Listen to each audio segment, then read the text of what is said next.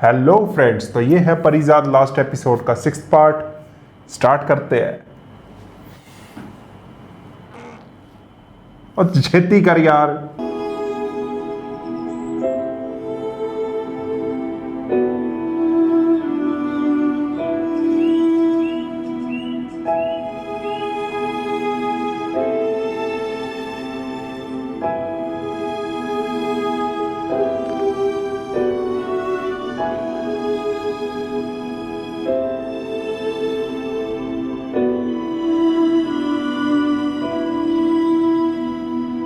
सब कुछ वहां से क्यों छोड़ छाड़ कर आ गए? जिसे पाने में इतने जमाने लगे थे।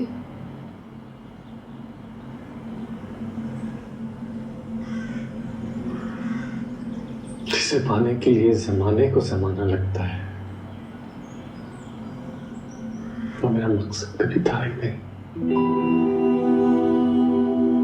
इसलिए जाना तो था। उस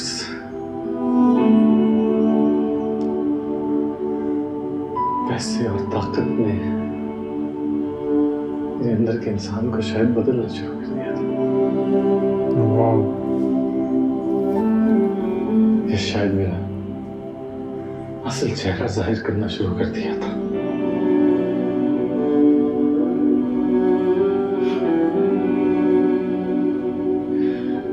अगर मैं वहां से ना निकलता तो मेरे अंदर का सच्चा और असली परिजाद मर जाता।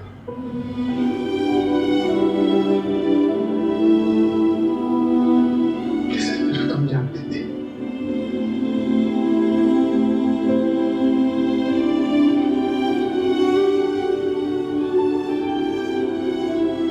और उस वादे का क्या जो आपने मुझसे किया था?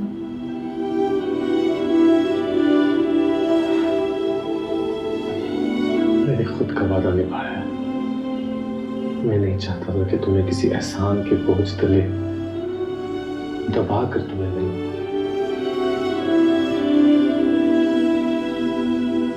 तुम्हें मिल गया जो तुम्हारे काबिल था।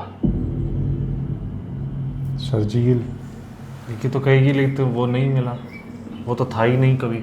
शर्जील कल भी मेरा बहुत अच्छा दोस्त था और आज भी उसी ओहदे पे फायज।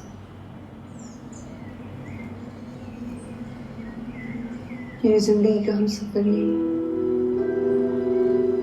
इसने बात नहीं करी ना, वही सबसे बड़ी दिक्कत थी। हम तो वही कह रहे थे यार, बात तो करे बंदा जाके। लेकिन मेरी इस मोहब्बत का क्या जो मैंने आपके अल्फाज से की थी, आपके ख्यालात से की थी। आपके अल्फाज मेरे दिल पे खुब गए थे।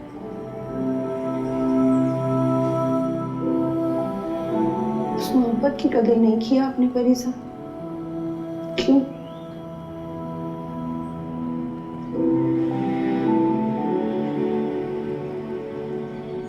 आप तो हर जज्बे को तोड़ने का हुनर जानते थे।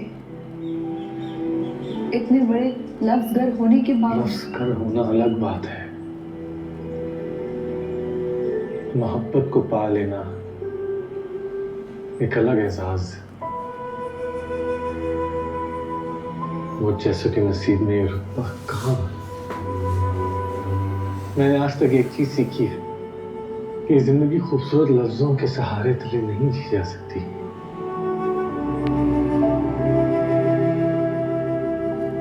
आपके तजुर्बे की नफी नहीं करना चाहती,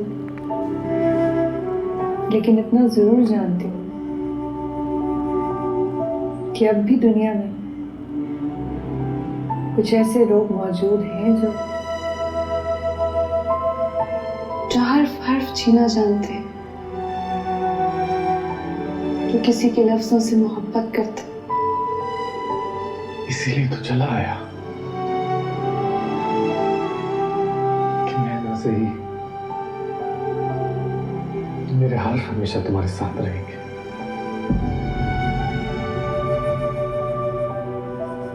क्योंकि मेरी शख्सियत मेरे हर्फों के बरक्स थी।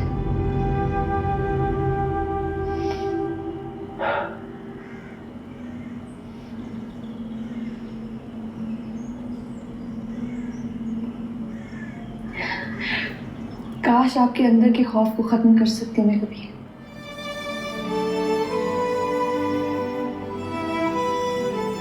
अगर मोहब्बत पर से एतबार उठ गया था तो मुझे एक दोस्ती मान लिया होता।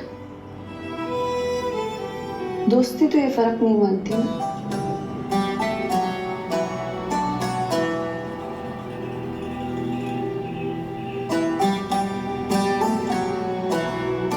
तो चले आप, जब तक आपका खुद पर और मोहब्बत पे एतबार बहाल नहीं हो जाता,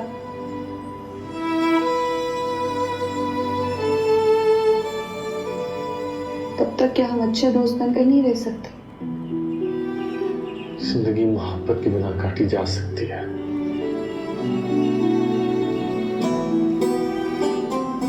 मकसद के बिना नहीं। मैंने गरीब और बेयार और मददगार बच्चों की तालीम में जिंदगी का मकसद हासिल कर लिया।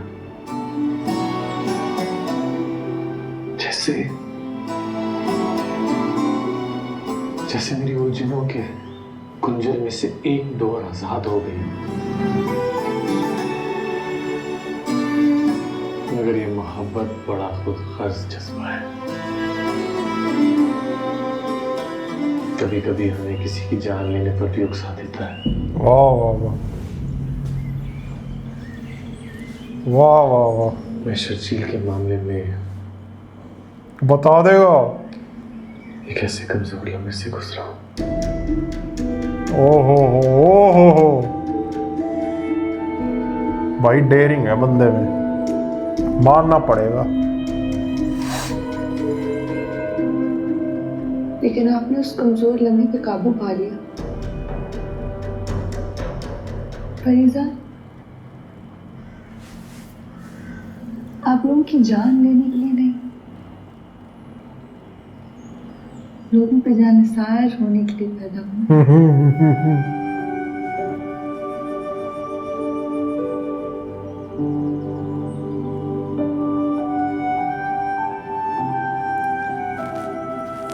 मैं जानती हूँ कि जो आपके अंदर वसवसे और खदशे हैं, जमाने भर के पाले हुए हैं, एक पल में नहीं खत्म किए जा सकते।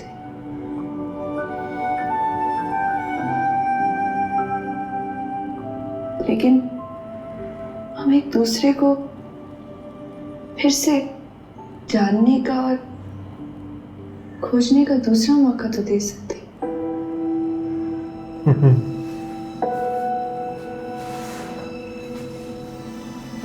बिना किसी शर्त, बिना किसी उम्मीद के।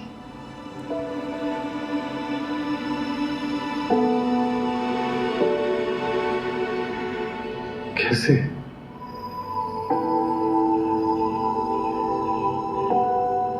आपने तो बताया है कि आपको जिंदगी का नया मकसद मिल गया। मास्टर गुलाम अली साहब ने बताया मुझे, आपने इन गरीब बच्चों की तालीम और तरबियत में दिन रात एक कर दी।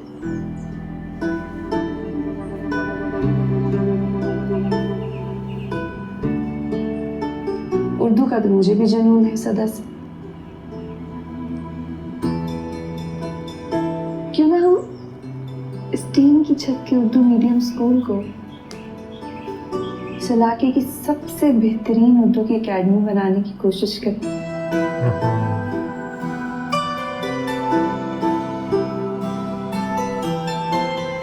बहुत अच्छी असिस्टेंट हूँ मैं।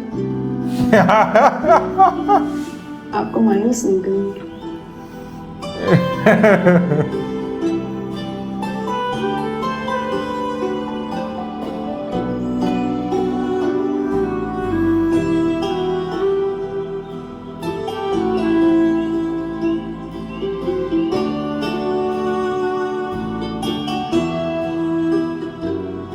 असिस्टेंट तो बन जाओ,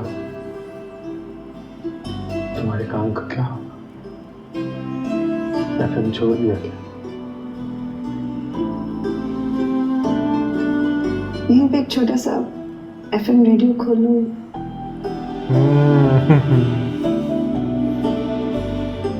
आपने सुना है ना, once a radio person, always a radio person.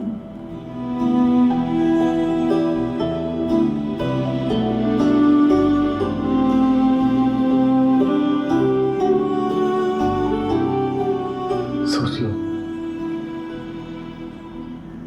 रास्ता बड़ा तवील और कठिन है। सोच लो,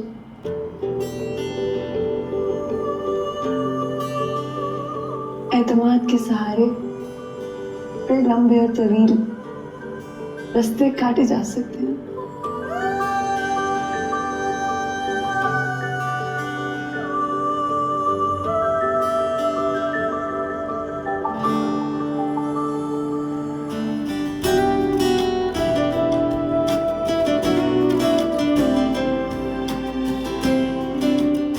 आपको एक बात बताती हूँ, याद है आपने एक नज़्म लिखी थी, मुनीर नियाजी साहब की तर्ज पे उन्हीं को डेडिकेट की थी।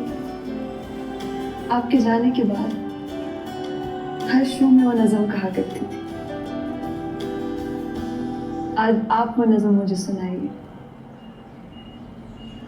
हमारी दोस्ती के नाम।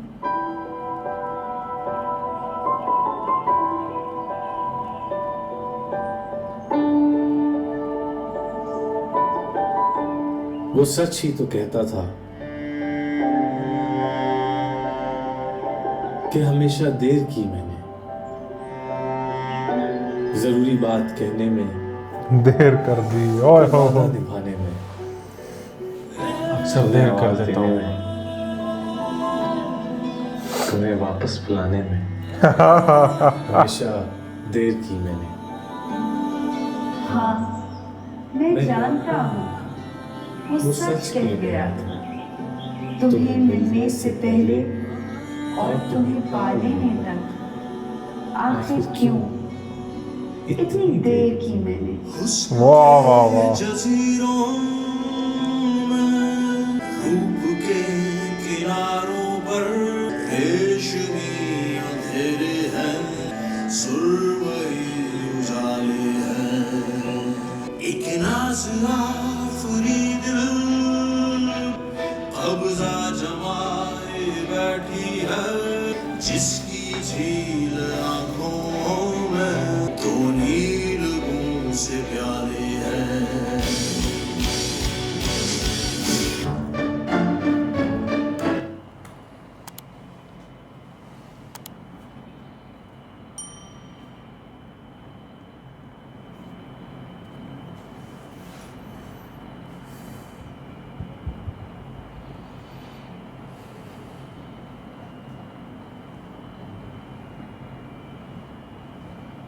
भाई लास्ट वाले पार्ट ने तो इम्प्रेस कर दिया पूरा, जो इन दोनों की मुलाकात हुई। मज़ा आ गया भाई, मज़ा आ गया।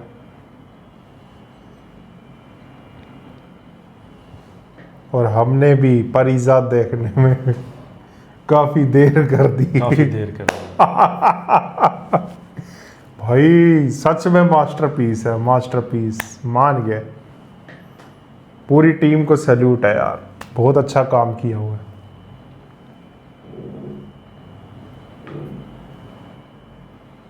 क्या बात है।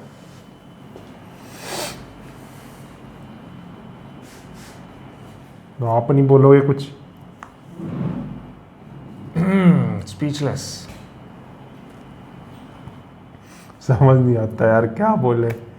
बाकी ड्रामास में तो हम बोलते ही थे, बट जो चीज़ लाजवाब कर दे वो पता ही है आपका। बिल्कुल। और भाई मैं तो अहमद अली अकबर और यमुना जैदी दोनों का फ़ैन हो गया। बहुत बढ़िया एक्टिंग है यार इन दोनों की, मज़ा आ गया।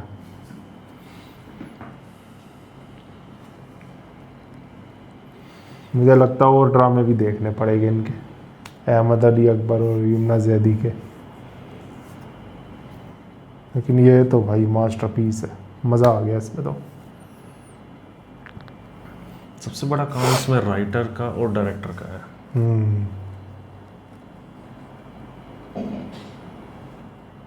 दोनों ने बहुत मेहनत करी है। शायरी तो बहुत ही बढ़िया है इसमें। शायरी के तो भाई दीवाने ही हो गए हम। और एपिसोड 28 जो था वो तो पूरा ही शायरी वाला था एपिसोड, मज़ा आ गया था उसमें।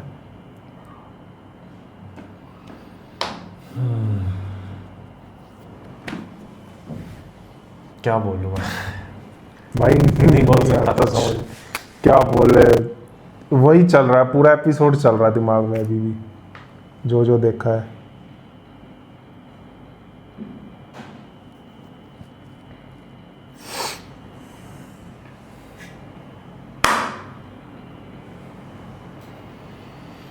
तो भाई बताना आप कुछ लोग, नहीं, अब हमारे साइलेंस से समझ लो, साइलेंस स्पीक्स अ लॉट। बताना आप लोग कैसा लगा रिएक्शन, और वीडियो को लाइक कर देना, सबके साथ शेयर कर देना। चैनल पे अगर आप नए हो तो चैनल को सब्सक्राइब कर देना। और ये साइलेंट रिएक्शन अच्छा लगा तो नीचे थैंक्स बटन है। हाँ,